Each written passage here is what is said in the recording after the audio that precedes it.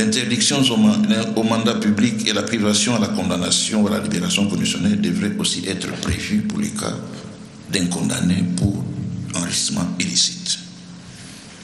Nous avions tout à l'heure parlé, compte tenu de la technicité de la cause, qu'il fallait des magistrats spécialisés dans le domaine. En effet, il y a des transactions qui se font au nom de l'État. Il y a l'attribution des marchés publics par des soumissions irrégulières ou à des conditions anormales. Il y a la vente de biens de l'État, la liquidation des sociétés d'économie mixte, des entreprises et des établissements publics, les opérations de la chaîne de dépenses publiques qui donnent souvent lieu à des actes d'enrichissement illicite. Mais si les magistrats ne disposent pas des bagages suffisants pour pouvoir connaître le tenant et les aboutissants de la procédure, voilà pourquoi nous tenons à ce que pour ces genres d'infractions, qu'un corps de magistrats spécialisé puisse être mis sur place. C'est pour nous aussi l'occasion de soutenir la venue des parquets financiers. Il suffira de donner les contours pour donner à ces parquets toute la puissance qu'ils devraient avoir. Mais il s'agira de mettre en leur sein des magistrats spécialisés qui auront eu des connaissances suffisantes pour pouvoir aller à la recherche et à l'aboutissement des éléments constitutifs de l'infraction d'enrichissement illicite. C'est ainsi que Maître Mbaye rappelle que l'enrichissement illicite étant par essence un délit financier, le droit pénal ne peut le traiter en ignorant les règles de la finance, de la fiscalité, de la fiducie, de la comptabilité, des techniques bancaires, car l'appréciation de cette infraction requiert, de la part des praticiens du droit, des connaissances solides dans les matières de droit précitées, évidemment aussi l'assistance des professionnels dans les autres matières détachées du droit pur. Nous avons parlé tout à l'heure des lanceurs d'alerte, qui sont des dénonciateurs. À longueur de journée, et je dis au début, on ne cesse de crier ces immeubles qui naissent, ces véhicules grand luxe qui circulent dans la ville, et les gens se demandent si ces acquisitions ont une origine licite. Et nous avons bien dit qu'il existe bien des sources licites que nous avons citées tout au début. Mais il faut qu'il y ait l'existence des moyens fiables de détection qui est un préalable à la sanction de l'enrichissement sans cause. Et c'est là où se trouve tout le problème. Pour ne pas réciter Manassi, qui a parlé d'arnaque qui pourrait subvenir à l'occasion de la dénonciation. Voilà pourquoi nous avons suggéré que le lanceur d'alerte, que les dénonciateurs puissent bénéficier d'une protection. Et là, il s'agira des dénonciateurs, des lanceurs d'alerte de bonne foi.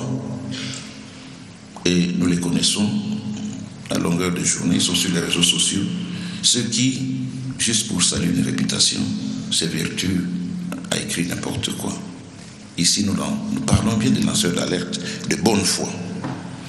La lutte contre l'enrichissement illicite ne peut se limiter au dispositif de contrôle formel. Elle suppose également l'existence d'un environnement favorable à la dénonciation des faits d'enrichissement illicite. Or, le silence des témoins et des agents publics s'explique souvent par la crainte des représailles administratives, judiciaires et physiques en l'absence d'un cadre légal plus protecteur. Déjà, dans notre législation, l'article 149 du Code pénal dispose qu'aucune poursuite pour dénonciation calomnieuse ne peut être engagée contre un témoin, un expert ou une victime qui, de bonne foi, a transmis des informations ou déposé contre des actes de trafic d'influence ou de corruption devant l'autorité judiciaire compétente dans le cadre d'une procédure judiciaire ou devant la commission de l'éthique et de la lutte contre la corruption. Excellence, Monsieur le Président de la République, chef de l'État et magistrat suprême, avec l'expression de nos hommages renouvelés. Honorables Mesdames et Messieurs, à vos titres et qualités respectifs, tout protocole observé, parce que la loi est la même pour tous, soit qu'elle protège, soit qu'elle punisse, tant il est vrai qu'il vaut mieux obéir aux lois qu'aux hommes. L'amour de la justice n'est en la plupart des hommes que la crainte de souffrir l'injustice, a dit François de la Rochefoucauld. Il n'existe donc, disais-je, à ce jour dans notre législation aucune infraction autonome dénommée enrichissement illicite. De même, il n'existe pas de définition universellement admise de l'enrichissement illicite. Mais tout au moins, toutes les définitions convergent en ce qu'il y a une inadéquation entre les patrimoines qu'on a ainsi que les moyens pour construire ce patrimoine. Dans la perspective de doter le pays d'une riposte juridique et judiciaire à la hauteur des dégâts socio-économiques que cause le phénomène sous examen, nous avons préconisé l'élaboration d'une loi particulière de lutte contre l'enrichissement illicite, comme il en existe déjà, du reste, dans certains pays. Platon n'a-t-il pas dit que la justice de l'intelligence et la sagesse, le sage n'est pas celui qui sait beaucoup de choses, mais celui qui voit leurs mesures. Ainsi, la répression efficace de l'enrichissement illicite demeure un levier incontournable de la lutte pour l'assainissement demeure. Nous restons convaincus qu'avec la détermination et la foi dans le relèvement du défi de la riposte contre les antivaleurs, et aussi parce que nous y croyons, avec la bénédiction de la protection du Très-Haut, la République démocratique du Congo, notre pays, y parviendra. Que ce même Dieu bénisse la République démocratique du Congo, son peuple et son président, aussi pour le président de la République. Nous requérons qu'il plaise à la Cour de cassation de déclarer qu'elle reprend ses travaux. Nous vous remercions.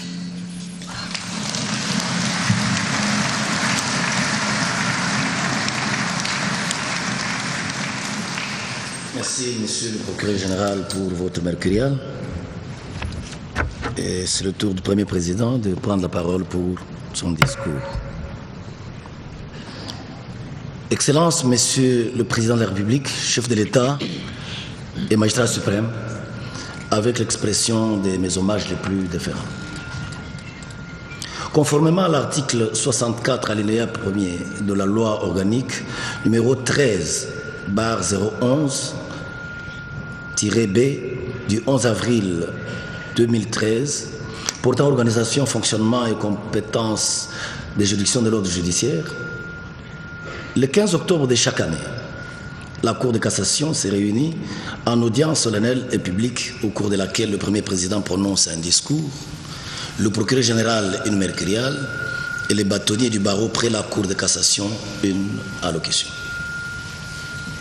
La Cour de cassation est profondément honorée par votre présence remarquable qui confère à cette audience un éclat particulier et illustre avec force votre engagement en faveur de l'état de droit et démontre que cette cérémonie annuelle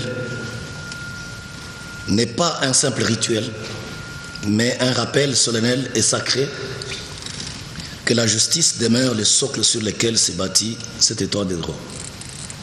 C'est pourquoi, Excellence, Monsieur le Président de la République, chef de l'État et magistrat suprême, je tiens à exprimer toute ma reconnaissance à votre haute autorité pour votre présence à cette audience. Aussi, j'ai saisi cette occasion, cette opportunité pour exhorter tous les magistrats des juridictions civiles de l'ordre judiciaire placés sous l'autorité de la Cour de cassation à persévérer avec plus de rigueur et de détermination dans l'accomplissement de leur mission constitutionnelle en s'érigeant en rempart contre toutes les antivaleurs. Monsieur le Président de l'Assemblée nationale, Monsieur le Président du Sénat, Madame la Première ministre, chef du gouvernement, ici représentée, Madame et Messieurs les membres du Bureau du Conseil supérieur de la magistrature et honorés collègues, Mesdames et Messieurs, Excellences et honorables, distingués invités, tous, en vos titres et qualités, tout protocole réservé. Je salue votre présence à cette audience et vous exprime ma profonde gratitude pour l'intérêt constant et l'attachement soutenu que vous manifestez à l'égard des activités de la Cour de cassation. Je salue particulièrement la présence nombreuse des avocats à cette audience, malgré la longue nuit électorale qu'ils ont passée dans les deux barreaux de la ville-province de Kinshasa.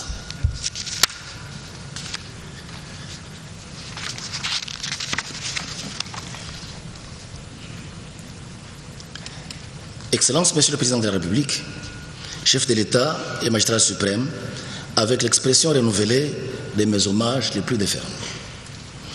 La bonne administration de la justice repose sur le concours de plusieurs acteurs essentiels, à savoir les magistrats, les agents de l'ordre judiciaire et les avocats.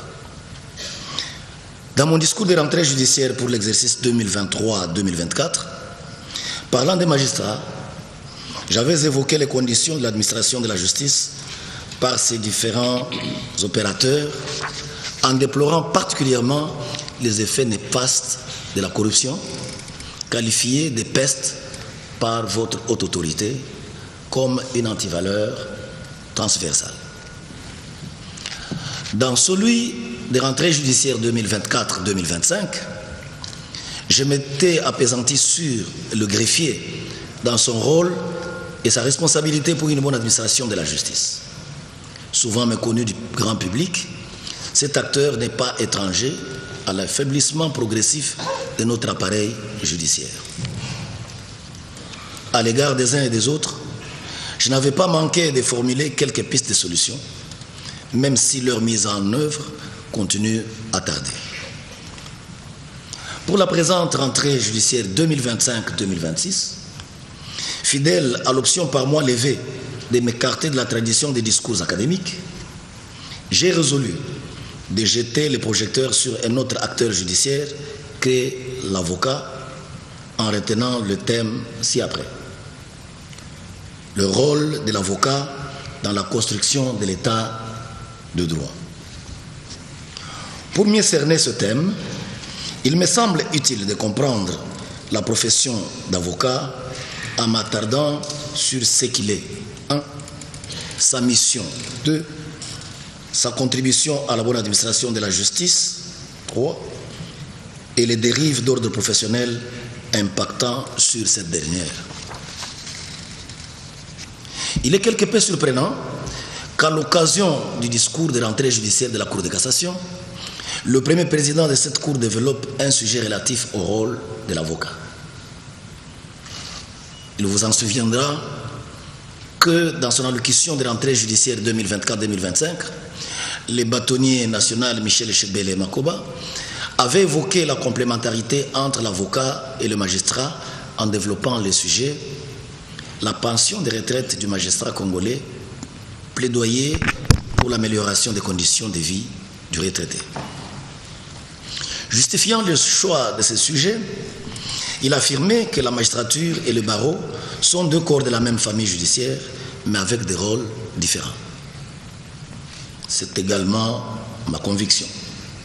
En effet, magistrats et avocats partagent une même responsabilité, celle de faire vivre la justice, non seulement comme institution, mais comme valeur. Qu'est-ce qu'un avocat et quelle est sa mission? Le cadre légal de son statut est l'ordonnance loi numéro 79/028 du 28 septembre 1979 portant organisation du barreau, du corps défenseur judiciaire et du corps des mandataires de l'État. Au terme de l'article 1er de cette ordonnance loi, les avocats sont des auxiliaires de justice chargés d'assister ou de représenter les parties, postuler, conclure et plaider devant les juridictions. Ils peuvent consulter, conseiller, concilier, rédiger des actes sous seing privés, assister ou représenter les parties en dehors des juridictions. En tant que tel, l'avocat exerce une profession libérale et indépendante. Pour y accéder, il doit remplir plusieurs conditions, notamment celle majeure et indispensable de justifier d'un diplôme de licence ou de doctorat en droit et n'avoir pas été condamné pour des agissements contraires à l'honneur, à la probité et aux bonnes mœurs.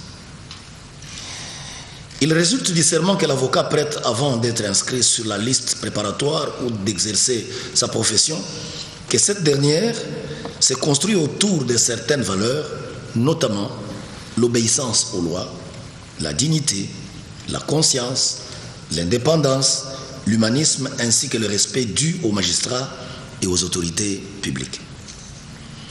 Il ressort de ces missions que l'avocat n'est pas seulement un professionnel du droit. Il est un acteur clé de la justice, indispensable pour garantir la défense des droits de chacun, qu'il s'agisse des particuliers ou d'entreprises et même de l'État. Ainsi, il est le vecteur qui transforme le droit effectif, qui transforme en droit effectif un prétendu droit, car sans conseil éclairé et sans représentation adéquate, les droits demeurent souvent lettre morte. Comment l'avocat accomplit-il sa mission? L'exercice de la profession requiert un esprit de recherche pour être au parfum de loi, de la doctrine et de la jurisprudence, une construction d'arguments solides, une clarté dans la rédaction des requêtes, assignations ou conclusions, une tactique oratoire pour convaincre. Outre cet aspect technique, l'avocat accomplit sa mission en respectant un ensemble de devoirs et d'obligations qui encadrent strictement sa profession. En dehors des devoirs et obligations précités, l'avocat jouit de certains droits reconnus par l'ordonnance loi susvisée. Quels sont les apports d'un bon avocat? Un avocat compétent ne se contente pas de défendre son client. Il contribue effectivement à la rigueur du processus judiciaire, notamment en élevant la qualité des débats par ses arguments et en obligeant les juges, par sa présence, à motiver leurs décisions. En ce qui concerne l'élévation de la qualité des débats, l'avocat est appelé à structurer les raisonnements pour présenter des arguments juridiques clairs, logiques et étayés par les textes de loi, la jurisprudence et les faits du dossier. Il est appelé à respecter la procédure afin d'assurer que le procès est équitable en signalant toute irrégularité pour obliger la partie adverse et le juge à se conformer scrupuleusement aux règles du jeu. Il est appelé, enfin, à la contradiction et à la critique, soumettant les thèses de la partie adverse à un examen rigoureux. S'agissant de l'obligation aux juges à motiver leurs décisions, le rôle de l'avocat est de présenter des conclusions écrites détaillées qui contiennent l'ensemble de ses arguments et demandes. En somme, un avocat compétent rend la justice meilleure, élève la qualité des débats, oblige les juges à motiver à suffisance sa décision et contribue à la justesse de celle-ci, renforçant de ce fait la confiance du public en la justice. L'avocat ne se bat pas seulement pour son client, il est aussi un auxiliaire de justice essentiel. Sa compétence et sa diligence sont des garde-fous contre l'arbitraire et la routine, forçant le système judiciaire à la rigueur et à la transparence. Excellence, Monsieur le Président de la République, chef de l'État et magistrat suprême, avec l'expression réitérée de mes hommages les plus déférents. L'avocat plié de la justice et garant des droits des clients est parfois théâtre de dérives inacceptables qui ternissent son image et minent la confiance du public. Loin de l'image du défenseur intègre certains comportements déviants et révèle une corruption rampante et une trahison des principes fondamentaux de la profession. Il est inadmissible d'entendre un avocat inciter son client à corrompre le juge en lui disant « J'ai fait mon travail, fais le tien en rencontrant le juge », transformant ainsi le processus judiciaire en une transaction souterraine. Plus grave encore est la pratique qui consiste, dès l'entame de la procédure, à prendre contact avec un greffier, ce dernier agissant comme un intermédiaire obscur entre l'avocat et les juges. Cette collusion compromet l'impartialité de la justice, tout comme les entrevues directes et discrètes avec les juges, au nom du client, brise les principes de la publicité des débats et de l'égalité des armes. Ces agissements s'accompagnent souvent d'une pression financière indue, où l'avocat fait croire à son client que rien ne marchera s'il ne débourse pas une somme d'argent, exploitant la vulnérabilité de celui-ci à des fins purement lucratives.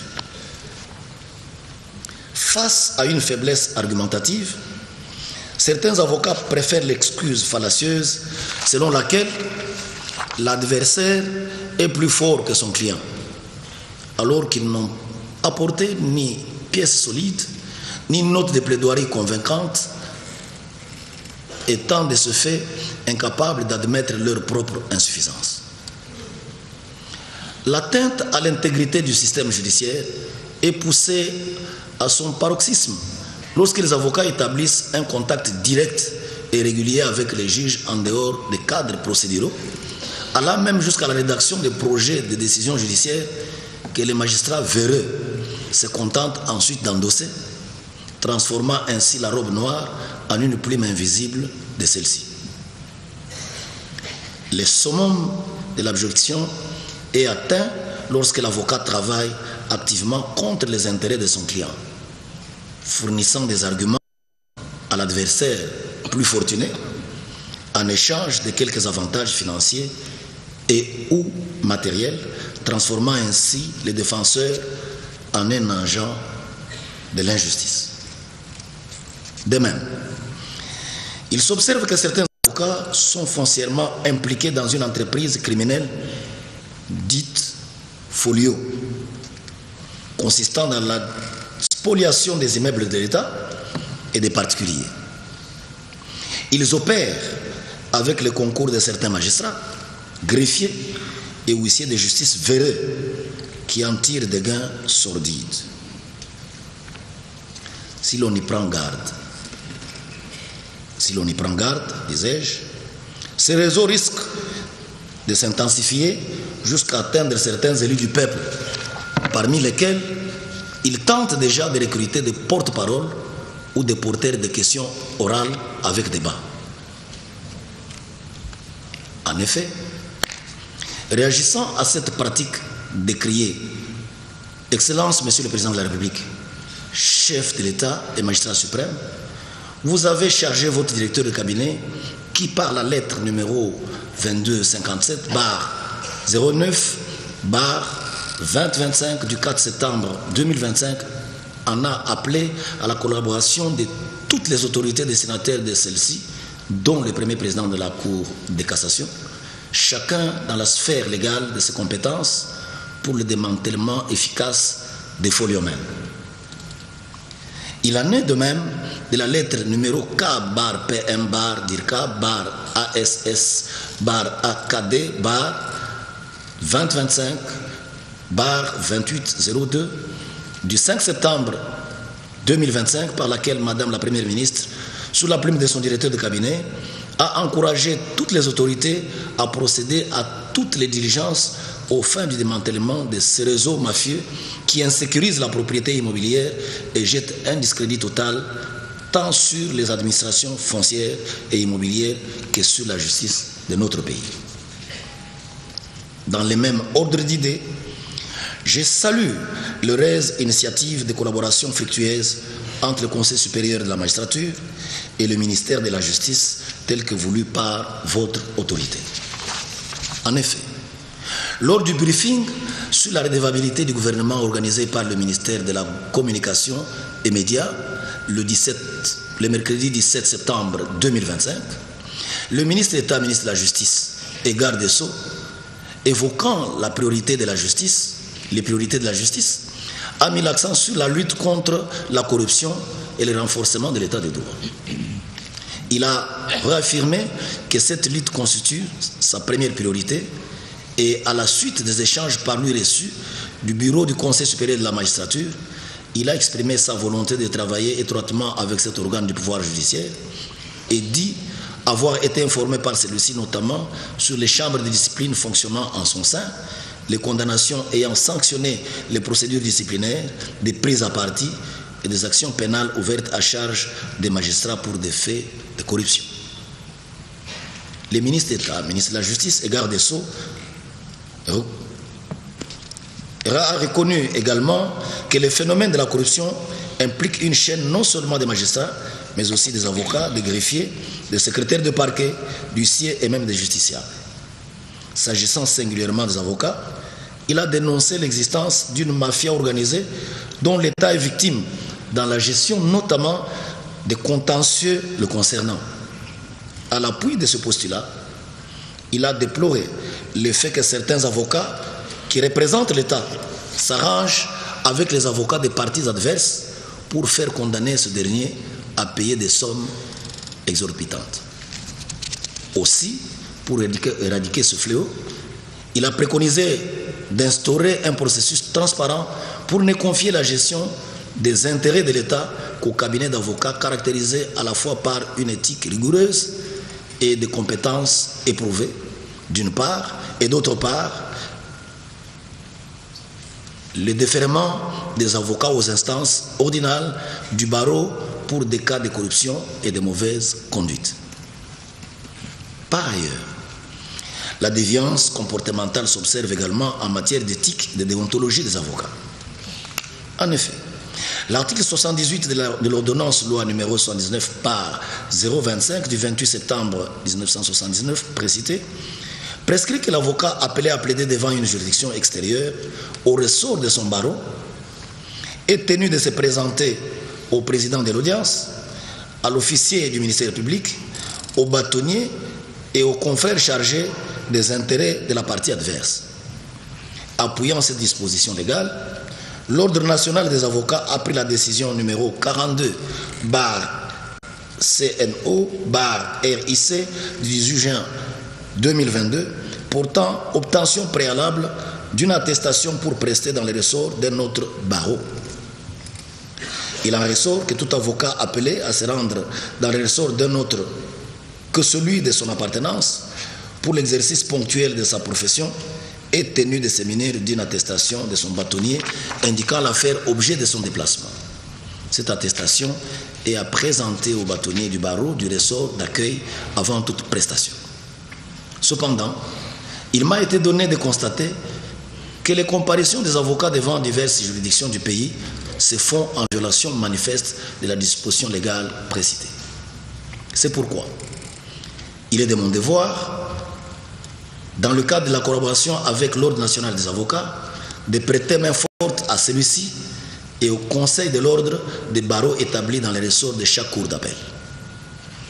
À ce sujet, je compte instruire par voie d'une note circulaire chaque juridiction d'exiger de tout avocat qui comparaît devant elle de décliner son barreau d'appartenance et au moindre constat que celui-ci comparaît dans les ressorts d'un autre, lui exiger la production de l'attestation de son bâtonnier indiquant l'affaire, objet de son déplacement, faute pour ce faire, l'inviter à retirer sa comparution.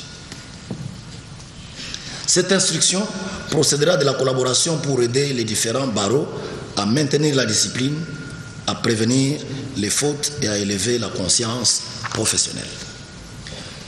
S'agissant de la collaboration entre le pouvoir judiciaire et les barreaux en matière de lutte contre la corruption, j'avais dénoncé dans mon discours de rentrée judiciaire 2023-2024 la sollicitation et l'obtention des moyens corrupteurs par les avocats auprès de leurs clients, pudiquement appelés dans leur jargon moyens non communicables entre parties, mais destinés en réalité aux magistrats. À cette occasion, j'avais solennellement invité les avocats à dénoncer, preuve à l'appui, les magistrats corrompus. Mais hélas, plus de 2 ans après, cet appel est resté lettre morte. Toutefois, il y a lieu de mentionner que les cours et tribunaux ont eu à condamner certains avocats dans les causes indiquées dans mon discours écrit qui sera publié et qui est en train d'être distribué, notamment devant la Cour de cassation en 2024, la Cour d'appel de Matadi en 2023, celle du Haut-Katanga en mai 2025 et devant le tribunal de paix de Kindu en mars 2025. D'autres affaires contre certains avocats sont encore pendantes, notamment devant la Cour d'appel de Kinshasa-Gombe, le tribunal de grande instance de Mbuji-Mayi, il y a 2 affaires, les tribunaux de paix de Mambasa, de Kindu et de Kinshasa-Gombe. La peste de corruption, ce phénomène particulièrement pernicieux, mérite une attention particulière. D'une part, il existe des avocats corrupteurs, c'est-à-dire ceux qui cherchent à corrompre les juges ou à instrumentaliser celui-ci pour des décisions favorables. Et d'autre part, il existe des avocats qui montent des stratégies de dénonciation mensongère de corruption ou de corruption fictive, montées de toutes pièces pour nuire au juge, lui faire payer les pots cassés d'une décision défavorable ou donner une image dégradée de l'institution judiciaire. Excellence, Monsieur le Président de la République, chef de l'État et magistrat suprême, avec l'expression de mes hommages les plus déférents. L'opportunité que m'offre la présente rentrée judiciaire me permettait d'abord d'aborder un sujet d'actualité relatif à la problématique du monopole de représentation reconnu aux avocats du barreau près la Cour suprême de justice, en attendant que soit revue la législation sur les barreaux, une révision que j'appelle de tous mes vœux. Mais compte tenu du temps largement avancé, les développements irrélatifs pourront être lus dans mon discours à publier dont je parlais tantôt. Les problèmes suscités par ce monopole légal se trouvent au centre d'une controverse au regard de son incidence à la fois sur la qualité de la justice et sur l'accès à la justice.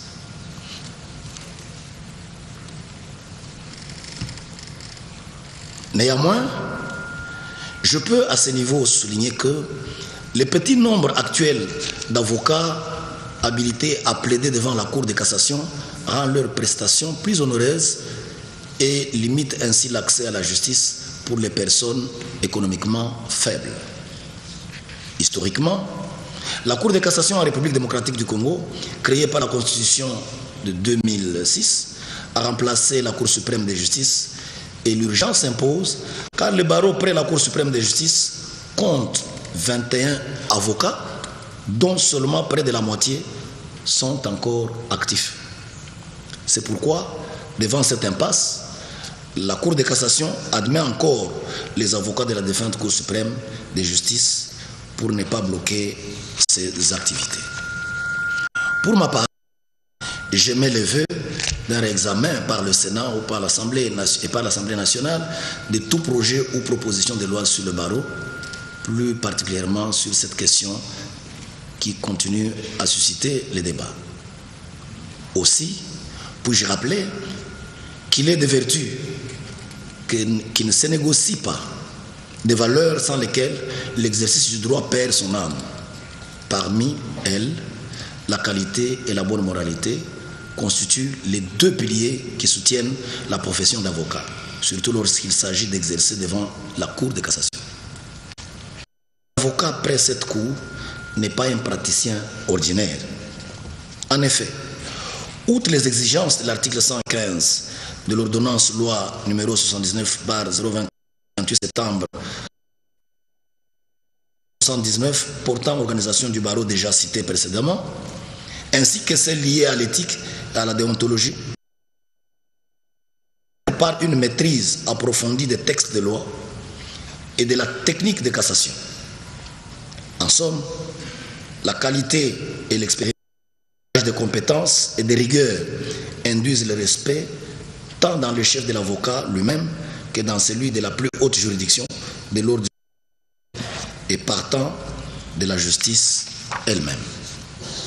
Cependant, la technicité du droit ne suffit pas à elle seule si elle ne s'allie pas aux standards éthiques précités. Il demeure acquis de mes échanges avec le bâtonnier national qu'aucun barreau ne peut tolérer parmi ses membres des conduites entachées de fraude, de corruption ou d'indignité. Ils doivent inspirer confiance à leurs clients et pairs, aux juges et à la société tout entière, car leur moralité et le gage de leur profession s'exercent pour le triomphe du droit. Excellence, Monsieur le Président de la République, chef de l'État et magistrat suprême, avec l'expression de mes hommages les plus déférents. Que retenir de mon propos de ce jour? J'ai rappelé le rôle déterminant de l'avocat dans l'administration de la justice en mettant en lumière ces différentes qualités découlant de la loi, de l'éthique, de la déontologie de sa profession. Je n'ai pas manqué de relever sa contribution dans la qualité de la justice lorsque cette dernière est considérée comme le socle de l'état de droit. Toutefois, je n'ai pas passé sous silence un nombre d'antivaleurs qui font perdre à cette profession sa noblesse. L'occasion faisant le larron, j'ai mis en scène la problématique du monopole des représentations en justice reconnues aux avocats du barreau près la Cour suprême de justice, en mettant en relief la nécessité et l'urgence de concilier la qualité de la justice à l'accès à la justice, surtout en faveur des justiciables économiquement faibles. Sur ce, la Cour de cassation reprend ses activités pour l'exercice 2025-2026 et je vous remercie.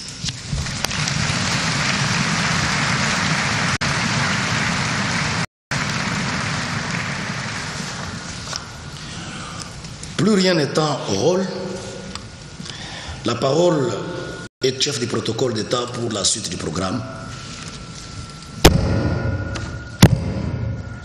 L'audience est levée. Excellence, Président de la République, magistrat suprême, ainsi que la cérémonie de ce jour. Mesdames et messieurs, nous vous informons qu'un cocktail sera servi aux invités. 27 minutes de la mercuriale du procureur général près la Cour de cassation et à peu près 29 minutes du discours du premier président de la Cour de cassation. Le premier président de la Cour de cassation a abordé la question du rôle de l'avocat dans la construction de l'état de droit.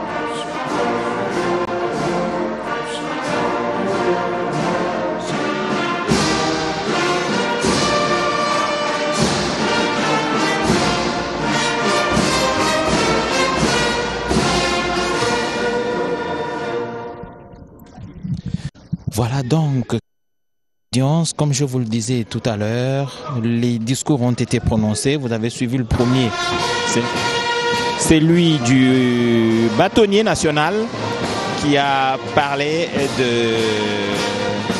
la nécessité, en tout cas selon son discours, de la suppression de la prise à partie contre les magistrats. Il a longuement abordé cette question, il a développé plusieurs argumentaires. Après lui, il y a eu le procureur général près la Cour de cassation dans sa mercuriale. Il a parlé de la répression de l'enrichissement illicite. Le président de la République est en train de partir. Il salue les membres de la Cour constitutionnelle, le président Dieudonné Kamouleta et le procureur général près la Cour constitutionnelle Moké, puis le Premier ministre, le vice-premier ministre Jean-Pierre Bemba. Le président de la République est en train de sortir. J'étais en train de vous dire qu'il salue bien entendu les personnalités qui sont au devant de la scène. Vous avez suivi ces différentes interventions. Le premier président de la Cour de cassation a dans ce discours solennel abordé le rôle de l'avocat. C'était donc des enseignements magistraux que vous avez certainement suivis. Mamie, il est là, les 3 interventions prévues lors de été prononcées et chacun des interventions une thématique. Dichala, la télévision nationale, tokomi na suka ya molu na biso ya mokomo lelo tata mokonzi wana azali bongo kobima pamba te po bozongi ya bango mosili kosalema bongo mama likambo ezalaki maloba makamata yambo ezalaki bongo ya bâtonnier national mokonzi wayambo ya bavoka nyonso pour la biso Congo démocratique azwaki baloba po akoyebisa ndenge kani misala misenge kosalema kati na bavoka na pe magistrat nzokande Vonde procureur général ya cour ya cassation ye azwaki maloba oyo babengaka mercurial mpe na maloba maye abetakisi te na likambo ya bato bakozwa bomengo na ndenge ya lombango enrichissement illicite bomengo na lolenge esengeli te mpe ayebisi te ekolo ya biso emilengeli nato te to mpe to ezali etumbu wana te ya enrichissement illicite kasi espo na yango esengeli na ino ekoma etumbu mpe mpo ya kosambisa yango esengeli na bamagistrat baye bakobonza bango mpo na yango bamagistrat spécialisé pour la likambo etali enrichissement illicite nde oyo maloba procureur général après la cour de cassation afirmé Vonde azui pamba te alobi te awa na Congo ekolo ya biso enrichissement illicite nano ekoti ekomi etumbu te po tele te kata likambo kasi azangi te kokumisa likanisi nzenga ekosalemwa mikolo ya parquet babengi parquet financier po te ekoka likambo wana ya enrichissement bongo po akosukisa tozwaki bongo ya premier président Eli Ndomba na bavoka ya biso bakomi kolokisa biso soni bakomi kosala likolo ya posa ya mai bavoka bakomi koyokana na bazuzi kweyisa na moto ye avoka azali kosambisa wana ezali bilobaloba te kasi ezali maloba maye mokambi ya premier président ya cour ya cassation Ndomba Kabeya Eli Léon akamati lelo ye abetisi te mpona mosala ya bavoka bazali na litomba linene ya mosala mabango kasi mwa libungi likozi na kati moyebi mokoti na kati bavoka babungi nzela likolo ya posa ya mai bongo awa premier président abetisi te mpona bavoka kasi alobi atako bongo esengeli kasi koluka nzela ya kobongisa maso po te mosala